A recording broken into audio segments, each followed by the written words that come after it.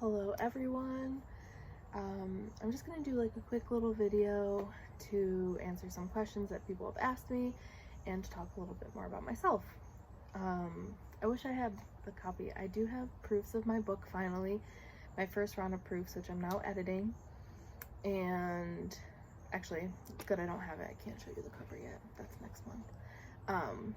But I do have them. I'm currently editing them with a friend, and then after that I will get one more round of proofs before I finalize everything and hopefully get it out on the right date, which is one of your questions, which is November 17th, 2020. A lot of people have been asking me about pre-ordering. Unfortunately, that is not an option for this book, and a lot of people have been wondering where I can buy it, where you can buy it. That will be on Amazon exclusively for right now, just through Amazon. You can either buy it as a Kindle or you can buy a hard copy. And I'm trying to think of other questions people asked me. Not really that many, so it's pretty straightforward.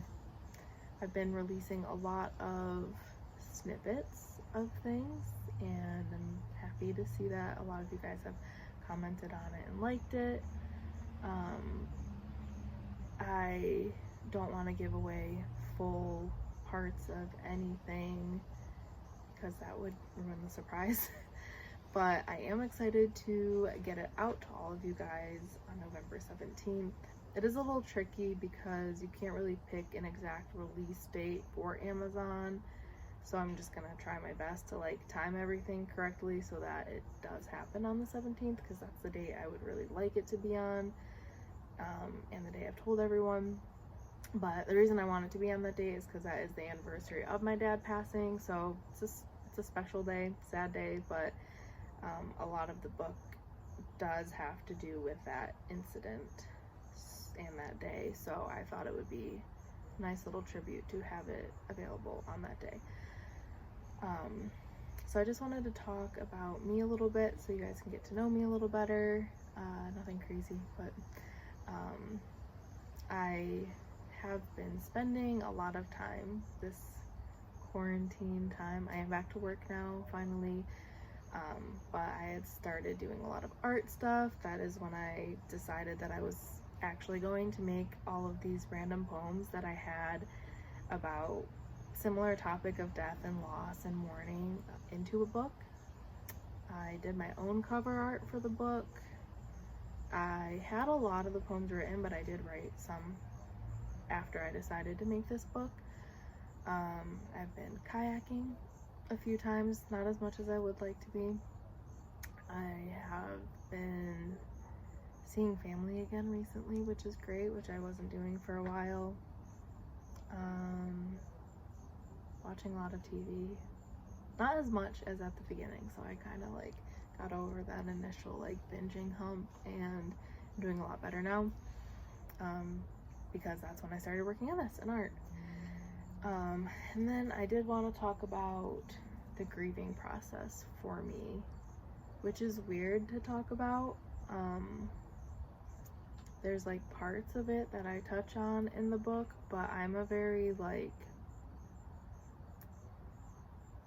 I'm sure a lot of people are this way, but I know a lot of people aren't this way. I like to feel at peace at like all times, and I will do anything it takes to feel at peace. So I don't like to feel bad things. And so thinking about the grieving process and like the stereotypes of what everyone says, it's different for everyone. There is no timeline. It looks differently for everyone. And just like that kind of mentality it sounds cliche, but it is true. And for me, it's been a lot of just, I don't want to say ignoring, but just being as I am right now, knowing that as much as I would love to have all of my loved ones back in my life, that my life would be very different if that were the case, and I would not wish people away ever, but when someone is gone, that is your life. And to think about where my life would be today if those people were still alive, I'm sure it could be similar, it could be completely different. In my case, I do think it would be completely different. A lot of the things I have done in my life, at least in the past few years, have been direct results of certain deaths, especially my dad's. So I kind of try to look at it in that way. Death is inevitable. Everybody knows that. And so thinking of it like, this might be a really stupid comparison, but I was talking to someone else about a similar thing a few days ago, and I was basically like, well, my friend had said, I really wish that our other friend could have come. That would have been a lot of fun. And I said, it would have been a lot of fun, but it would have been different. Like, we don't know what would have happened. Maybe we wouldn't have gotten this really cool picture, or we wouldn't have gone to this place. And I had a lot of fun, even though our other friend couldn't come. And it's, like I said, it sounds minimal compared to death, but it's kind of the same. Like, if my dad were still here, if my grandma, great grandma, any of the people in my book were still here, my life would be very different. And I do miss them. I do wish they could be here, but I don't know where my life would be if that were the case. And I'm not unhappy with my life. I have a house, I have a job, I have family still that loves me, I have friends. I wouldn't say there's anything wrong with my life as it is now. Things have happened, things have been hard, things have been good, rough, happy, whatever, just like anybody's life, but it would be different. And I don't think there's not like there's not any point in dwelling. You need that time to grieve. I probably didn't even take enough time. I didn't even really start my grieving process until months after my dad had passed, when I found a church in the new state I was living in, and they had a grief share group about to start, and I was like, And even through that, I don't know that I really processed a lot. I was just kind of there. It was nice to be around other people who were going through similar things. Sometimes I still get sad about certain things, and then, sorry, my phone rang, but yeah, I'm basically repeating myself at this point anyways, but I wanted to kind of just give a preface of my journey so far. And obviously I wrote a lot. I had a poem for every single person in my life who has passed away before I decided to make this book. I've added some poems. I've added mostly poems about like emotions and feelings, but not about specific people. So every poem that I wrote about a person that's in my book, I already had written. So I used writing as a tool. I used music. I used to do a lot with music, but I haven't really done a lot with music recently, but I still use music as a tool. I helped identify my own emotions by emotions that other people had already written or had been singing about. And for me personally, sometimes it's hard to identify what I'm feeling. And so to hear someone else talking about it or singing about it, I can be like, oh yes, that makes sense to me. That must be like what I'm feeling. I don't know, some little animal just ran by.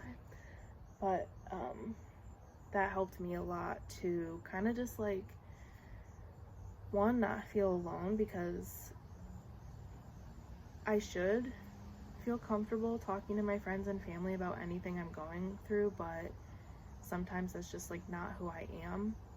I don't want to bring things up when I'm happy because I don't want to feel not happy, and I don't want certain people to view me differently when I know they won't, but in my mind somehow it's twisted like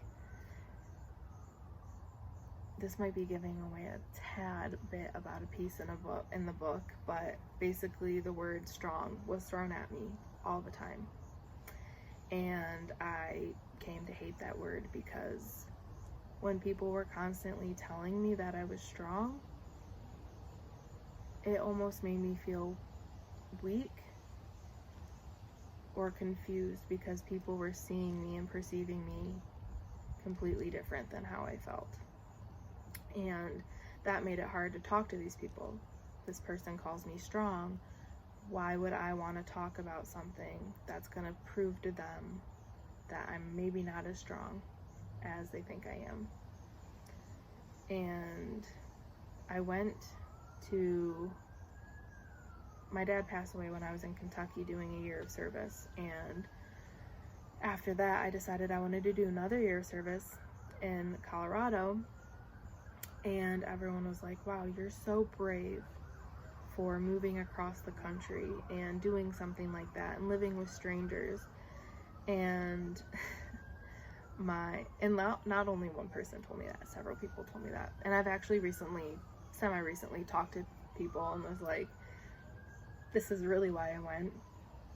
But people kept telling me how brave it was and how awesome I am and like selfless and like all these things that I was like, no, not me.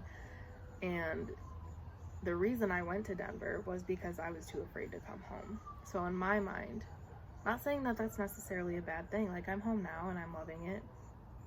If I wasn't home now, like it probably wouldn't still be because of that, but I just felt like I couldn't come home yet because it was so much easier to miss my entire family as a whole than it was to like come home and be with everyone and only miss my dad.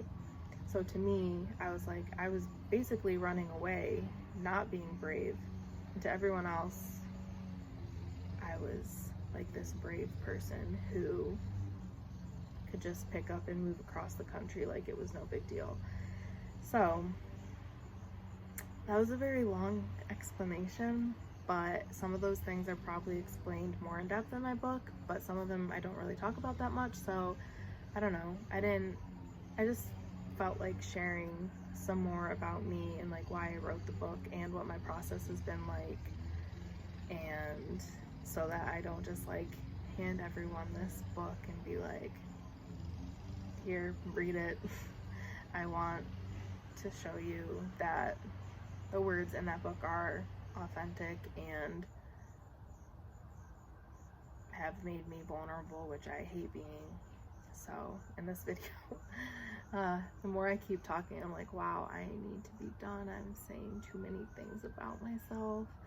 But I think it was important for me to say everything I said, and before I'm just like, here's this book, read it, and then don't ever question me or talk to me about it.